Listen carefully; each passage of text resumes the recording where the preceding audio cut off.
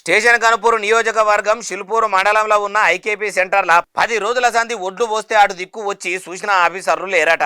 అన్నదాతల దగ్గరికి వచ్చి ఒడ్లను కొంటమని కూడా చెప్పింది లేదట. ఇట్లా ఒక్క రోజు కాదు 2 రోజులు కాదు 10 రోజులు అవుతున్నా కూడా పట్టించుకుంటలేరని చాలా బాధపడుతుర్రట. సర్కారు పెట్టిన ఐకేపీ సెంటర్ల మా ఒడ్లు కొంటలేరని బయటలకు అమ్ముకొని బాకీలు కట్టుకుంటామని అనుకుంటే ఇట్లా పోలీసులు పిలిచి బయటోళ్లకు కూడా అమ్మకుంటా అట్లా కూడా తిప్పలు పెడుతుర్రట. వానొస్తుంది, వర్షం వస్తుంది, ఇది ఏంది కోస ఇది? మొన్న నుంచి చెప్తున్నా, ఏ అధికారి పట్టించుకుంటాడు? చూసినరా, అమ్మ పెట్టది అడక తిననియది అన్నట్టు సర్కారు కొనది అమ్ముకుంటామంటే అమ్ముకొని ఏది ఐకేపీ సెంటర్లో ఒడ్లు ఓసుడే ఆగానికి వచ్చింది కదా అని ఇట్లా నెత్తి నోరు కొట్టుకుంటుర్రట. అయ్యా వ్యవసాయ మంత్రి Tummala Nageswara Rao sir, station Ghanpur MLA cum షెయి party leader Kadiyam Srihari sir ఒదికు మీ నియోజకవర్గంలో అన్నదాతలను అరిగోసలు పెడుతుర్రట.